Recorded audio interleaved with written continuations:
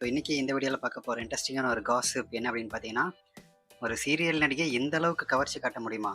சும்மா தெறிக்க விட்டுருக்காங்க அப்படின்னு சொல்லி எல்லாத்தையுமே வந்து புருவம் தூக்கி பார்க்க வைக்கிற ஒரு நடிகையாக மாறி இருக்காங்க திவ்யா கணேஷ். ஸோ பிக் பாஸ்க்கு அப்புறம் இவங்களுடைய ஆட்டம் எந்த மாதிரி இருக்க போகுது அப்படின்றது தான் எல்லாருடைய பேச்சாக இருந்துச்சு. இனிமே வந்து மற்ற நடிகைகள் மாதிரி, அதாவது முன்னாடி இருந்த சீசன்லலாம் வந்து டைட்டில் வின்னர் ஆகிட்டு அப்படியே காணாமல் போயிடுவாங்க நிறைய பேர். அந்த மாதிரிலாம் வந்து இந்த சீனே இங்கே கிடையாது அப்படின்ற மாதிரி நடிகை திவ்யா கணேஷ் சீரியல் நடிகையாக இருந்துட்டு சினிமாவில் வாய்ப்புகள் தேடிட்டு இருந்தாங்க. பெருசாக அமையல. ஆனால் வந்து ஒரு பாதி பிட்டு பாதி கதை அப்படி இருக்கக்கூடிய ஒரு பிட்டு படம் அப்படின்னு சொல்லலாம். அந்த படத்தில் நடிகைக்கு வாய்ப்பு கிடைக்கிது. கொஞ்சம் கூட செகண்ட் தாட்டே இல்லை, கண்டிப்பாக பண்ணலாங்க அப்படின்னு சொல்லி இறங்கி அடிச்சிருக்கிறாங்க நம்ம திவ்யா கணேஷ். ஸோ அதுக்கான ரீசன் என்னன்னு பார்த்தீங்கன்னா, மற்ற எல்லா நடிகைகளுமே வந்து கொஞ்சம் யோசிப்பாங்க.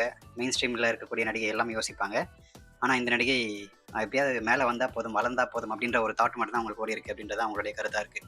ஸோ அந்த ஆஹா அப்படின்ற பிளாட்ஃபார்மில் ஒரு சீசன் 3 ஒரு சீரீஸ் மாதிரி, அந்த இஷ் அப்படின்ற ஒரு சீரீஸில் 2 சீசன் போயிருக்கு. அதை நம்ம பெருசாக பார்த்ததில்ல. ஆனால் இந்த சீசன் தான் எல்லாருடைய டாக் ஆஃப் த டவுனாக மாறி இருக்குது. அதுக்கு காரணம் அதில் சூஸ் பண்ணியிருக்கக்கூடிய நடிகைகள்.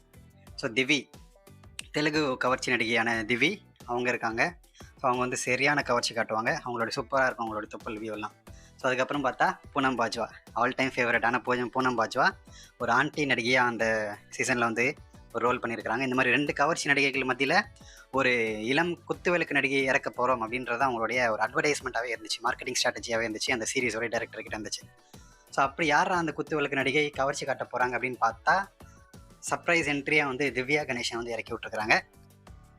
யாருமே எதிர்பார்க்கல திவ்யா கணேசன் இந்த சீரீஸில் இந்த மாதிரி ஒரு கவர்ச்சியான ஒரு சீசனில் வருவாங்க அப்படின்னு சொல்லி.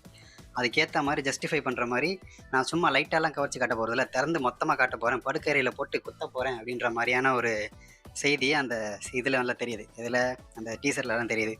ஒரு கோட்டை கழட்டுறாங்க, முன்னாடி மாங்கனிகள் அப்படியே தெரியுது, முக்கால்வாசி தெரியுது. அதுக்கப்புறம் படுக்கறையில் மேலாடை இல்லாமல் எகிரி எகிரி ஆட்டம் போடுறது எல்லாமே நல்லாவே தெரியுது. ஸோ இந்த மாதிரி திவ்யா கணேசன் கிட்டேருந்து, அதுவும் குத்துவிளக்கு நடிகைகள்கிட்ட இருந்து வரக்கூடிய கவர்ச்சி எல்லாமே நம்ம ஃபேன்ஸு சப்ஸ்கிரைபர்ஸ்க்கு எல்லாமே தெரியும். ஹோம்லியாக இருக்கக்கூடிய நடிகைகள் கிட்டேருந்து வரக்கூடிய கவர்ச்சி எப்பவுமே வந்து மதிப்பு கூட. ஸோ நார்மலாக பூனம் பாஜ்வா கிட்டேருந்து வர கவர்ச்சியை விட திவ்யா கணேசன் கிட்டேருந்து வர கவர்ச்சிக்கு மவுஸ் அதிகம். ஸோ அதனால தான் அந்த சீசனை பற்றி எல்லாருமே பேச ஆரம்பிச்சிருக்கிறாங்க. ஸோ இந்த சீரியல் நடிகையுமே வந்து சும்மா சொல்லக்கூடாது. ஏனோ தானோன்னு கவர்ச்சி காட்டாமல் தன்னுடைய அடுத்த கட்ட வேலைகள் கவர்ச்சிக்காக என்னென்ன பண்ணணுமோ எல்லாத்தையுமே வந்து கரெக்டாக பண்ணி இந்த சீரீஸில் தன்னுடைய இன்வால்மெண்ட்டை வந்து ப்ரூவ் பண்ணியிருக்கிறாங்க. ஸோ இதன் மூலமாக அவங்களுக்கு சினிமாவில் அடுத்தடுத்த கவர்ச்சியான ரோல்ஸ் எல்லாம் வரதுக்கு நிறையவே வாய்ப்பு இருக்குது அப்படின்னு வந்து பேசப்பட்டுட்டு வருது. ஸோ நீங்கள் என்ன நினைக்கிறீங்க? நடிகை திவ்யா கணேசனுடைய கவர்ச்சியை பற்றி உங்களுடைய கமெண்ட் செக்ஷனில் மென்ஷன் பண்ணுங்கள். எனக்கு ரொம்ப பிடிச்சிருந்துச்சி, தெறிக்க விட்டாச்சு.